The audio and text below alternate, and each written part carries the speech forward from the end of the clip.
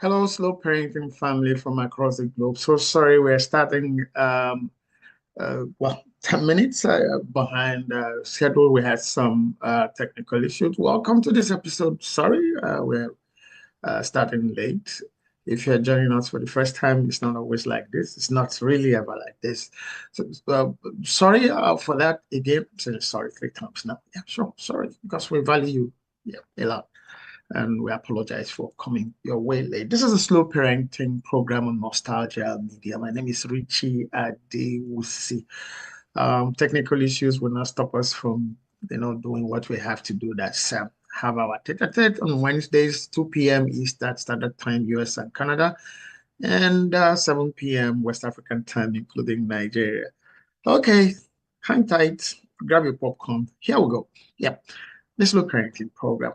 Today we are going to be doing what we do here, do the job of parenting. We're looking specifically today at the issue of doing too much for our children. Okay. All of us like to make our children feel comfortable, you know, protect them, shield them from harm.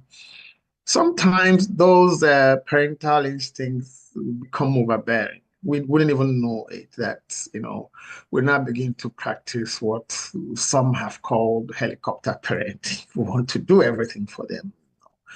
It shouldn't be, because the only way your children, our children, can really be able to stand on their own out there is for us, or by us letting them learn how to do specific things for themselves, even the very little ones, sometimes even the hard ones. Okay, just watch. First, the backdrop to all of this is yes, you can. Yes, they can. They can get things done, but not without our showing the way. In most cases, we have to first show them how to do stuff, sit back and watch them practice. I'm summarizing even before I start, yes? Sit down and watch them practice. They'll fail sometimes. Show them again until they get the stuff done. Okay? So we get going. Your child walks up to you, showing a long face, or maybe even crying. The toy has broken. What do you do? Oh, don't worry, I'll buy you another one.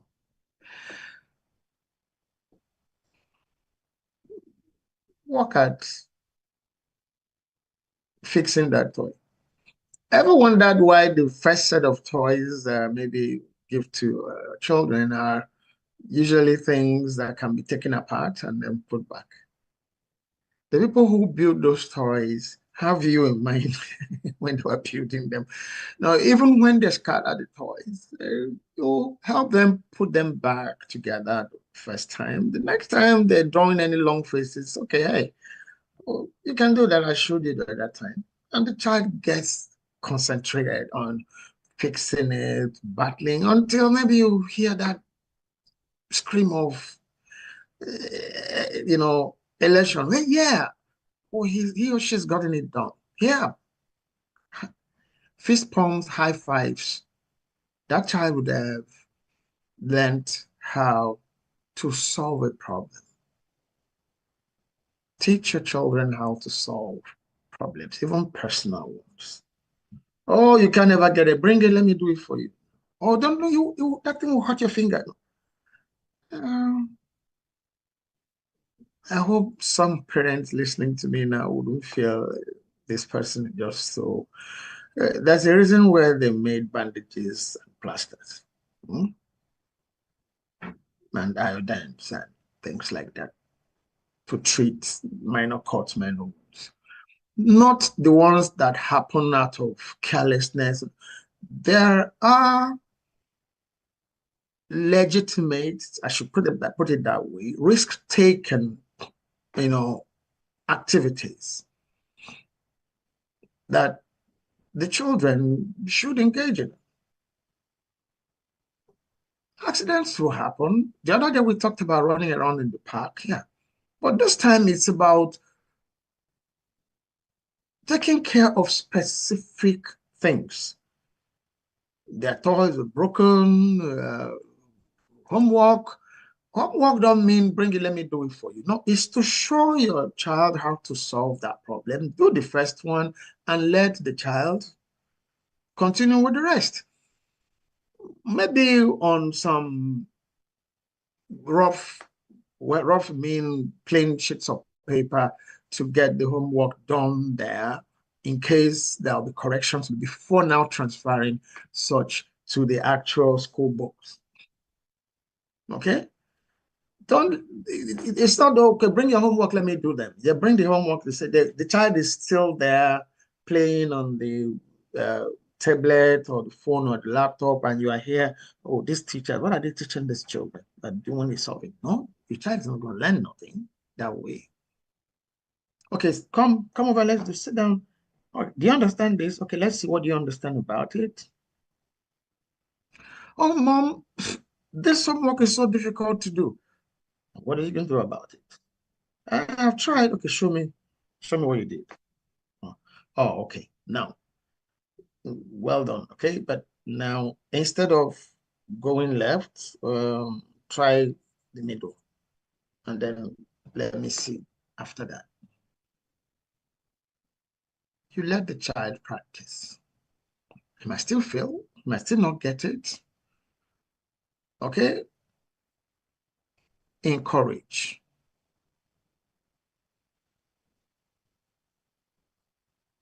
Support. Don't take over. Because if you get into the habit of taking over things and doing them on behalf of your children, you're probably going to be doing that for the rest of your life and their life. That's the danger. And then the greater danger is they would have to live with, relate with, move with other people. Our children need to be equipped to be self-reliant in whatever situation they find themselves. Now leveraging on other partnerships and other available resources to get to where they are going, not depending on other people wholly. Even when they get into partnerships, boyfriend, girlfriend, husband, wife, partners of every type, your children must be trained to have things they bring to the table. Problems, they must be problem solvers on their own. And those little things that get broken at home, that need to be done at home, that you let them to learn or you teach them to do, become the stepping stones, whatever, the building blocks, with which, not stumbling blocks, the building blocks that they would need to start with. And a little problem solved is a potentiality for solving bigger problems tomorrow. Okay, we're already having contributions and questions here. This one says, isn't it my job to protect my child from unnecessary frustration or failure? What is your definition of unnecessary frustration and failure? That's the first thing. What's your definition of unnecessary frustration? A toy that can be assembled back gets broken apart, and the child is throwing tantrums about not being able to, or about the child breaking apart. Your job is to encourage the child to say, look, you can do that. I can be fixed. Go ahead. I can get it. Try again. Not bring it, let me fix up for you. Even if you were to do that the first time, to say, bring it, let me fix up to you. That's the, hey, this is the last time I'm going to help you to do this. Breaks up the next time. Well, the child, watch, okay? You fix the toy. You sharpen the pencil, okay? Whatever the chore or the task is that the child is feeling frustrated about, okay? Show how that problem could be solved and watch or mentor or supervise that child to get that problem solved on his or her own. That way, you are building people, individuals that will be able to stand their own out there. Remember, that's what's important. You won't be here forever. If forever is a long time, really. You won't leave, we wouldn't be everywhere they have to be with them. So if you're saying, isn't it your job? Is your job to help your child sit in class and concentrate and listen to the teacher and understand the subject? It's not your job. Your job is to pay the school fees, feed him, clothe him, house him or her. But when he goes to school, it's the child's job to concentrate on the schoolwork, which is why when he brings the homework home, yes, it's homework, for that child to know that going back home doesn't mean that schoolwork needs to be forgotten about. That's part of why you have homework. Okay, you're going back to school tomorrow. So there must be a link about what happened in school today and what's going to happen in school tomorrow. For that child to know that he's going to go back to school tomorrow and there's an assignment that is given, okay, you can sit, encourage, support, supervise the child to do the homework. Don't get into the habit and say, look, he doesn't like mathematics, so let me do it for him. He's never going to like mathematics. He's never going to like writing. He's never going to like, well, he cannot borrow your voice or your mouth to go to read in school, so he has to learn to read. So this might sound funny. It's not funny. You need to unfortunately let them feel that, have that feeling of frustration. What are you going to do about it? You feel frustrated. I'm bored. This whole thing is not getting. What are you going to do about it? I don't know. Have you tried fixing it? Okay. I tried. Okay, show me how you tried. You sure? Oh, okay, well, next time, that's not the way you should join it. This other way. Oh, mommy, I have it. I got it. You go. Next time when that child, mommy, I can't fix this again. You say, well, you did it the last time by yourself. Remember what I showed you? Oh, yeah, I remember now. Problem solved. But also, they don't get frustrated. It happens, you fix it. You are helping them incubate factory frustration. You're helping them incubate reservoir failure. You're helping them learn how to remain frustrated and practice how to be failures. If you feel your job is to shield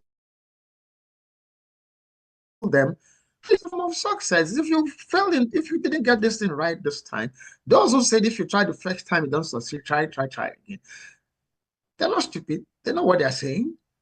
That a child didn't get to know how to do something the first time don't mean the child should quit. Okay, examples abound in history over time, generations, about people who tried several things, how many times before they succeeded in getting them done eventually, even adults. So failing on not being able to get something done the first try, the second try, even the third try, 10th or whatever, is not a definition of failure. You're still in the process of learning how to get that thing done. Let the child understand that. You'll not be doing the child any good by saying, oh, because I don't want him or her to feel frustrated, let me do it. We've already said it. You're only preparing that child for heartaches down the road. Another person here says, what if letting my child try leads to a meltdown? Should I still wait it out? What meltdown? On this program, on this project, we always talk about boundaries. Okay? Family values. What are your family values? What are your values that you've shared with your children that everybody understand that in this family, this is who we are about this issue, about that issue? Melt down. When you melt down, you melt up, you melt back up. You thaw, you freeze, or you freeze, you have to thaw to get going, to flow. You don't freeze. Fear freezes you. Frustration freezes. You have to thaw to flow. So there's no story of what if my child, what if letting my child try leads? It shouldn't. You are not giving that child, you are not a parent for giving your child the impression that, oh, this is too much for you to do. If the schoolwork says do it, it is not too much. It's in the curriculum, okay? If the toy book says for age XYZ, it means that that age can fix whatever that toy is. You only show. Take the manual, show the child, okay, read here. What does it say? It says join A to B. Yeah, where is A? The child takes A. Where is B? Pick B. Okay, do what they say. He joins it. Ah, really? So follow the same process for joining the rest. What you will get at the end of the day, regardless of where you are in the house, on the home, or on the playground, is the child running to you to come and say, "Mommy, mommy, daddy, I've done it. See, see, see." They would have succeeded. There's no meltdown. Okay? If you are in the habit of getting things done for your children, you are building them up for the meltdown when you are not available to have them done, have such things done. Not only that, you are building them up for dependency on others. It's not going to help them. It's not going to help you. It's not going to help society. Build your children to be self-reliant. Okay? Be able problem solvers, thinkers. Initially, maybe not children often don't think abstract, but with time, that's why those toys are there, A to B, C to D, okay? And they follow, they learn. As they do, they're building their brain capacity to solve problems, okay? Psychologically, they're gaining strength, different types of strength. There's a level of satisfaction we get when we have problems solved, when we're able to fix things, when we're able to finish that essay, okay, finish that drawing, okay, arrange that puzzle. There's a level of satisfaction, there's a lot of power that comes with it within the individual. But if you keep doing it for them, they won't know what that feels like. Most importantly, which is the negative thing you don't want happening, is they would find it difficult to be problem solvers as they grow. Another person here, another community member here says, should we ever let our kids fail on purpose? What do you mean fail on purpose? They don't get things done the first time. They might not get things done the first time. It's not fail. Even if it's exams don't, we don't go to school and exam happen the next day. Processes, other things lead to exams, classes, homeworks, and all of that. So if you've been helping your children have proper study time, they observe their food. Remember, boundaries. Don't play when you should be reading or doing your homework. Okay? Have you done your homework? Let me see. Yeah. You check. Oh, how did you arrive at this? Which one? Yeah, this one. How did you get here? That is it wrong. Okay. Okay. Make a joke out of it. Okay. Then take the child through the right way of doing that one you've seen that didn't happen right. And he gets it. Okay? So it's not the case of if I understand you, do you allow them to fail purposefully? No, it's not the case, okay, I go and submit. Is your homework? Go and give it to your teacher next tomorrow. No, do that. You've seen they've done their homework. The child has done his or her homework. Bring it, let me see. You check it. It's all good. Oh, high five. That's good. If there are some issues with some of them, sit the child down, go through, and so don't say, oh, when you go to school, your teacher will correct it. No. That might be my understanding of failing on purpose to say, okay, don't worry, you learn when you get to school. Okay? To get things done at home, personal things. We shared a video sometime last year about a child who whose understanding about washing dishes is to use a toilet bowl. And it was diligent, was seriously concentrated on putting the dishes inside the bowl, flush, and the water will run through the dish. And he brings it out and keep it where the clean ones are. Okay, to me, it's washing bowl, yes. And then we take another dirty one, put in the bowl, flush again. But again, somebody was doing the filming. It wasn't the child that did the filming. So the person doing the filming knows what was happening. But at the end of the day, the child has an understanding that dishes need to be washed, but that is not where to wash dishes. So you take the child to say, okay, no, this is not for what this is meant for. To wash dishes, you go to the kitchen sink. And you don't laugh. And you don't make jest of the child. There is a reasonable understanding, even in that process. Dishes need to be washed. You need water, and that's a place you have to go, but it's not in the toilet bowl. Okay? You show the child where dishes should be washed and explain why. Don't just show, explain why. You don't wash dishes here, you wash dishes in the kitchen. Okay? We have another member here say, is there a danger that my child will feel abandoned if I don't help them right away? Right away after trying, or they just want the thing done without trying.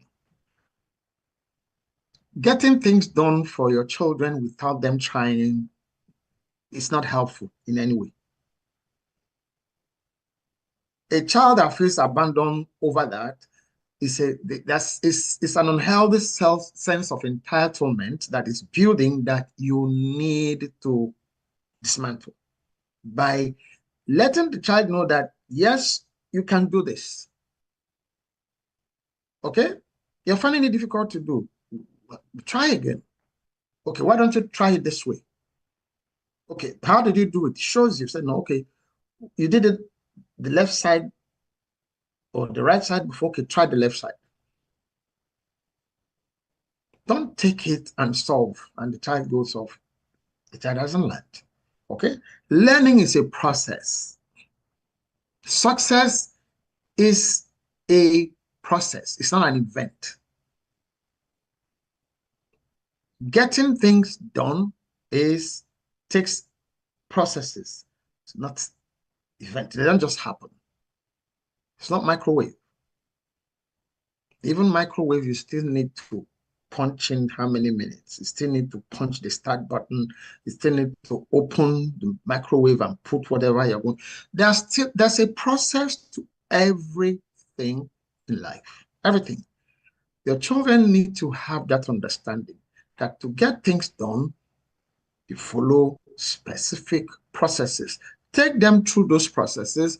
If they don't understand, don't get frustrated yourself that they don't understand, or you after you are how old you can't do this. Did you show that child that no matter how old, if that's the first time that child is coming across whatever the task is, did you show the child? You assume because you see the Joneses children do the same thing that automatically your child, no, you've not shown this child. Make it a point to say, this is how this is done. Then supervise the child to get it done. Okay? What if my child gives up easily and says, I can't? How should I respond? Oh, really? You can't? Why can't you?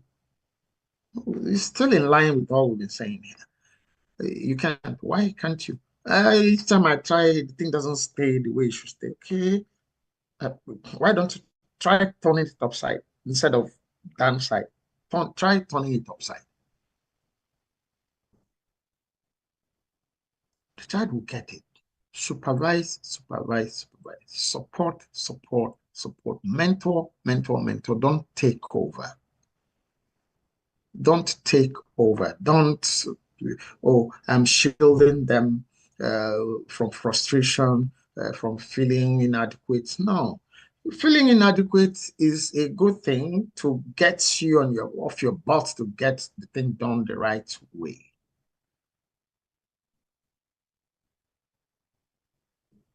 You can't feel inadequate or successful on behalf of your children. They have to feel both. They have to know how both ends feel.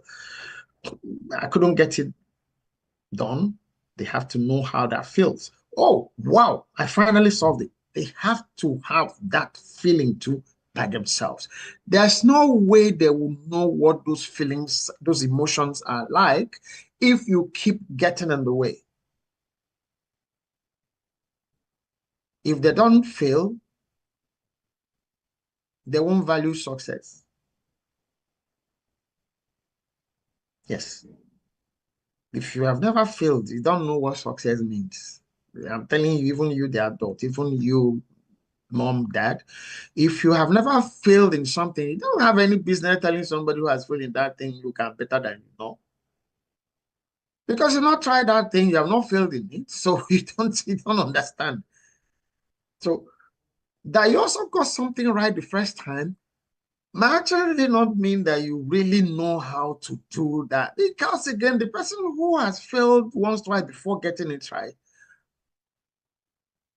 may actually be much, much more equipped to handle that thing better than you going forward.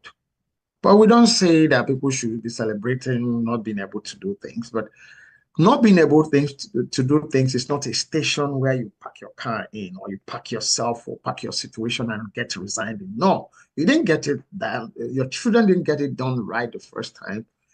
You can try. Try again. Show me. Okay, come, let's do it together. Or I'm busy now. Okay, no, you can see I'm doing this now. Don't worry. What else can you do? Do something else. I will. We'll do it together. Okay, yeah. Promise, but keep the promise. Okay, John, come over. Let's try that now. Show and let the child return a demonstration of what you've shown, and the child get it. High fives, fist pumps. Everybody's happy. Okay. When should I step in and when should I hold back? These are about the same kinds of questions, the kind of responses. Is there a general rule of thumb? No, there's no general. The supervise. What does supervision mean? Do this, or we're given this to do. Okay, how far have you gone? This is I can't go beyond here, dad or mom. I don't know. I can't. I tried, but the child has tried, has gotten to a point, and is asking for help. That's a good place to get in. Getting it, getting in does also not mean doing it for the child. Show, instruct. Did you read the manual again? Okay, this is where you get, this is where you stop, right? Okay, what does the manual say? It says I should lift the panel and attach H to G. Did you do that? Oh, okay, I didn't leave the panel. Okay, leave the panel now. You get it. Yes. Supervise. Show first how to, and then assign. It's your turn now. practice return demonstration of whatever it is, cooking, washing, whatever, cleaning, reading, homework, drawing, whatever it is, do and say, watch me. And then let the child try. Not getting it the first time, don't introduce frustration yourself by what you say or how you react.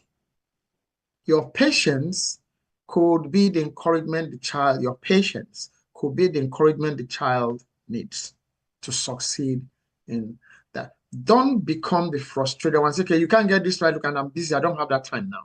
Don't do that.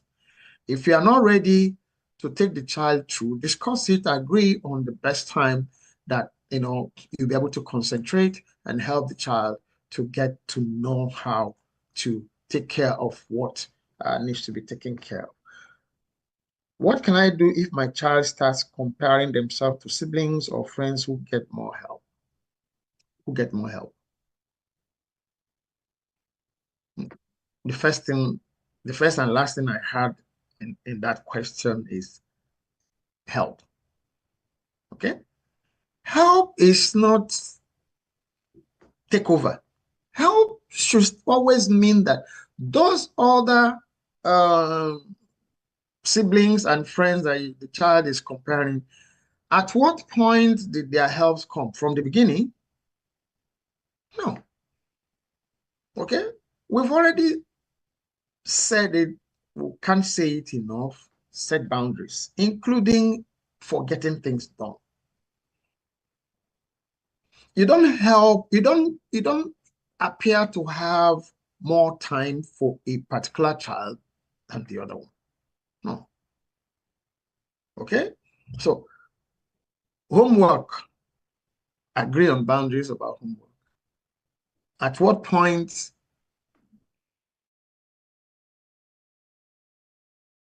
you do your homework, you're going to bring your homework for me to see that they have been done. So each person will bring their homework, you see what they have done. If there are issues, your children cannot be on the same page about their ability to understand things. We are not all the same. You have to have that understanding. So you have to have patience for the child that requires more time and more patience to get things done. It doesn't mean the siblings or the friends are better than that child. It's just that it just means that that child might need more time to process things than the other ones. We are not all the same. We need to understand that. But to now not let the child try at all because, well, you can't get it done. Let me just do this so you don't fail at school. The child will fail at life.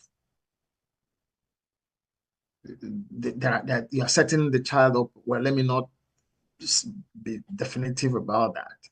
You're setting the child up for failing in life. Okay? Let the child try. Be a helper, not the undertaker. No.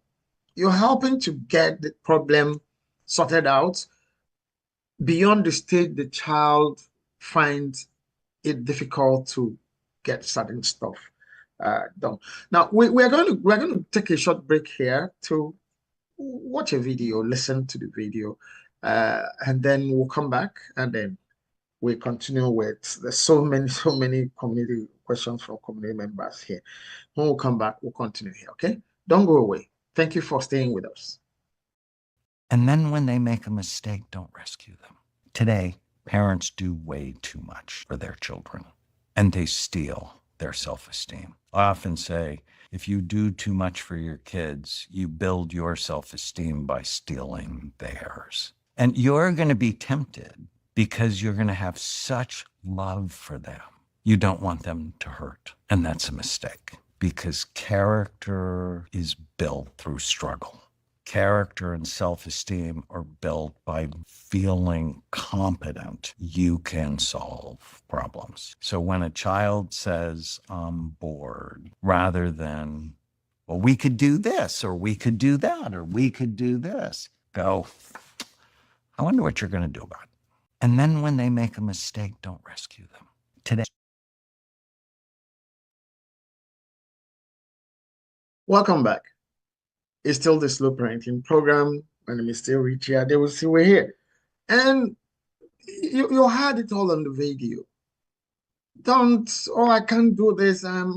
This is so hard. What are you going to do about it? What do you want to do about it? Always challenge your children to look for solutions by themselves. The solution they suggest might not be the ultimate. That's where the help issue comes in.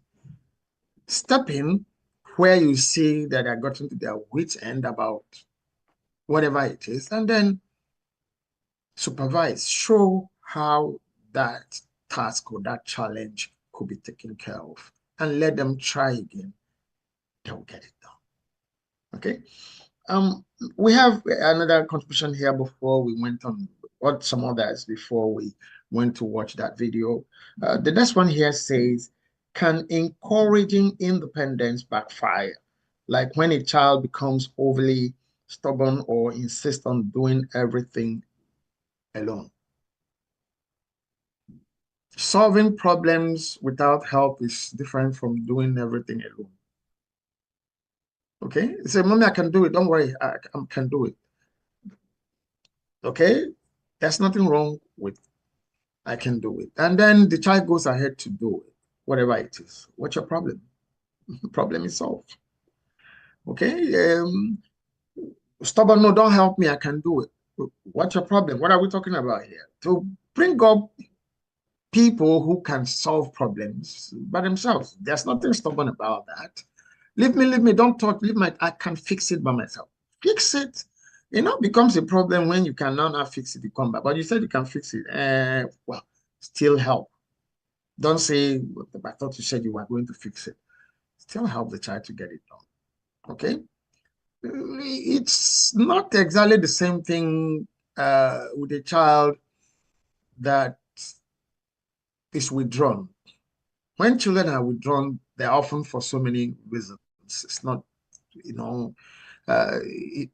might not be one event, might not be one incident that created not wanting to associate.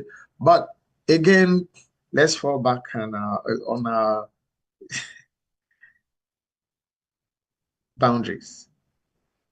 We share meal time together. We pray together. It's time to go to bed. It's time have those boundaries. So long as the child follows the boundaries you've set, what? It wants to be alone. So why do you want them to come and be with other people if he wants to be alone? Okay. So long as the boundaries you set as a family are followed by individual members of the family, there's no problem. You don't want your help to solve a problem. Well, wonderful. You have someone who don't need your help. What's your problem? Everybody must need your help. No, let him solve his problem. So I don't see how that would be a problem. I try my best to get my kids to do things themselves, but my parents, their grandparents who live with us, always scold me for doing so. What would be the best way to get them on my side? Get who on your side? Your parents, your grandparents, or your children? Who? Your focus here, our focus here are your children. Your parents have parented you. Okay, so if they parented you to be able to solve problems, remind them of that. Grandparents always want to indulge their grandchildren. Not, you're even not talking about great grand. They don't want them to do anything. Say, okay, come, let me do it for you. No, mom, remember you taught me this. So please, it still goes back to the issue of boundaries, including visitors, people who come to stay with you. You already let them know, mom, wait, they need to do that on their own. Okay? Boundaries. It's like the magic wand that gets, our relationship in the family environment at home easier for us to manage. Okay? Once they are discussed. Oh, mom, no, they need to do this. He needs to do that. He knows how to do it. Don't worry, he will do it. Okay, and the children also know. For instance, taking things from visitors, including anybody. Okay, thank you. No, I'm okay. Come here and say, come and take. Thank you, ma'am. Or thank you, sir. Then when the mom's okay, collect it, okay, pick it. Collect it also means in our own days, when my mom says you can collect it means collect it and put it in your pocket, not your mouth. You dare not put it in your mouth, whatever it is. Okay? Because she's going to ask you later when that visitor or that relation has gone, or you have left that relation and you're on your way back home. Where is that thing? God save you if you have eaten it. Okay? Or if it's money, if you have spent it, God save you. So it's about boundaries, it's about what you've discussed and agreed on. It's, relates to anything and everything that needs to happen within the family. Okay. How do I avoid crossing the line between getting my children to be independent and emotional abandonment? Know when to step in to help, to supervise, especially when they are asking for the help. Oh, mom, I can't seem to get this done. What exactly? Can I see?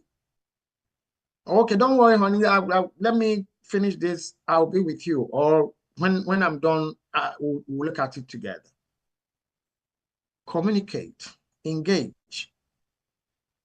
Don't hover. Don't say, okay, bring it. Let me solve it now. Wait, I'm busy now. Or if you are not, let's see what's that about. See what it is. Help. Okay. When you engage, you let the child know that they have the capacity, or the child know that he or she has the capacity to take care of what that is. Remind the child maybe of the last time that kind of thing happened, how he or she solved it, or what you said to the child about solving that problem or having that task done. Okay, so when you now don't engage, when you are not present, you don't have their time, they see you don't have time for them, you don't communicate, that is when the issue of abandonment, comes in, especially when they ask for help. When your children ask for help, evaluate the help they're asking for, and then supervise or support as appropriate. Don't take over. That's what we are talking. That's what this program for today is about. Don't replace yourself with your children over their tasks, over things that they should learn how to do. They can't jump from crawling to sprinting in 100-meter race competitions. No, they must crawl, learn to just take those little baby steps, practice, practice, practice. Okay?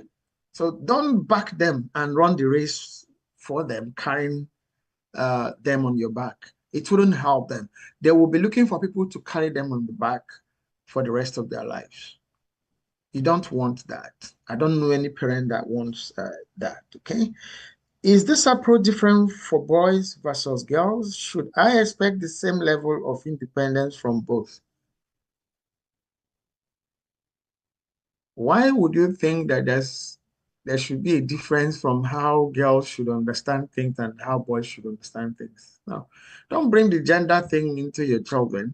The children, your children, they need to have an understanding of there's no difference in anybody. You have two hands, I have two hands, you have brain, you have ears, you have eyes, you have mouth, you can smell things. Okay? So you can solve problems. It doesn't matter who you are. Let your children know that it's actually how you let them relate to themselves that they play out the gender thing when they are with other people. If you make your girls feel that there are some things that they are inadequate, that they are not equipped to do, that's how they're going to grow. That's how they're going to relate with other people outside. If you make your boys to feel that they are the only ones who are supposed to do certain kinds of things, that's not what kind of thing that their sisters, that's how they are going to grow and relate with other females they come into relationship with as they grow. So you have to be gender blind when you are taking your children to getting used to getting things done, whatever.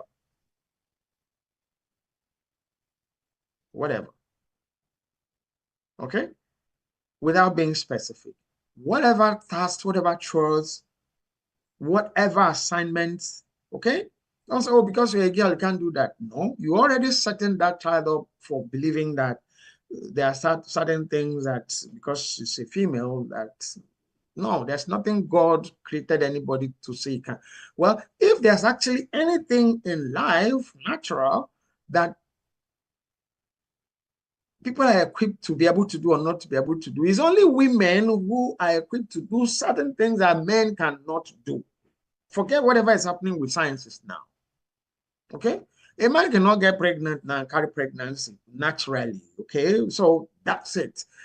So the women have more, even when it comes to I can do whatever you can do, I can do. You cannot do what you can do. Peter Tosh's song, okay? Women can carry pregnancies to term. Forget, like I said, whatever is happening with whatever sciences, whatever surrogacy, whatever other things are coming up there now.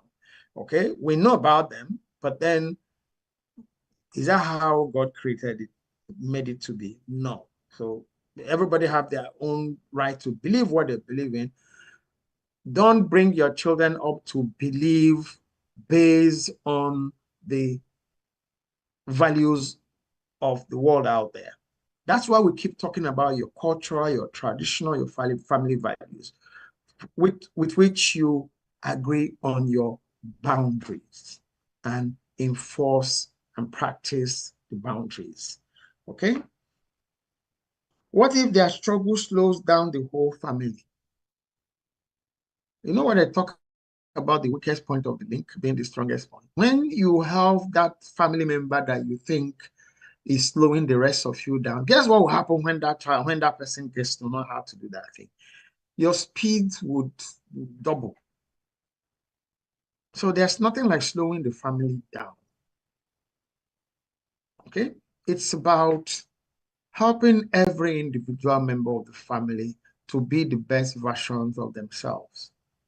Everybody might not have the same passions for everything, but know your children, know what they have passion for, know what they are not so keen about. Don't force people to do things they don't like doing because you feel that this is what you must do, this is what is best for you.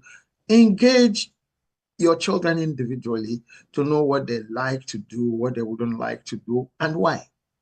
If you have any contrary views about those things, discuss them. But ultimately, they are the ones that are going to live their lives. Okay? You left them. But when it comes to decisions that are based on your family values and traditions and culture, let them know that, well, this can't work with us in this family. This is who we are. You are going out of, our boundaries, which would have been discussed, because your children need to know who you are, where you come from, what you believe in, what you don't believe in. But when it comes to individual choices about study, about career, about dresses, those are different, those are not consequential things that you should say, oh, you must dress, you must wear black because I like to wear black. But when a child says, I like to be half nude, oh no, that's not who we're in this family. We don't, nudity in terms of fashion sense is not who we are here. And you let the child know that, and then you move on. Okay? So there's nothing like, again, I always tell parents, be ready. There would always be that one child that would try you, meaning would stretch. Again, so long as whatever the stretching is on is within your agreed boundaries. It's just like that child just is not just uh, up for the pace, okay? Or discuss and also discuss with other members of the family why this person's own issues need to be different in that particular issue area. Not things that go outrightly outside of your family values, your cultural values, and your traditional values, or even your legal codes. Okay? So, sorry again, we started late today, but then we come to that time where we tell you bye-bye. That that's it for our show for today. Thank you for being here with us. We still appeal, please, please subscribe to our program and share if you found what we've discussed of interest. Share to your family members, your colleagues, your associates, and invite them over to join us. The next time we'll be here is every Wednesday, 2 p.m. Eastern Standard Time, US and Canada, and 7 p.m. West African Time, including Nigeria. Okay, till we'll come your way again. It's still the Slow Parenting Program. My name is Richie Adewusi. Bye-bye.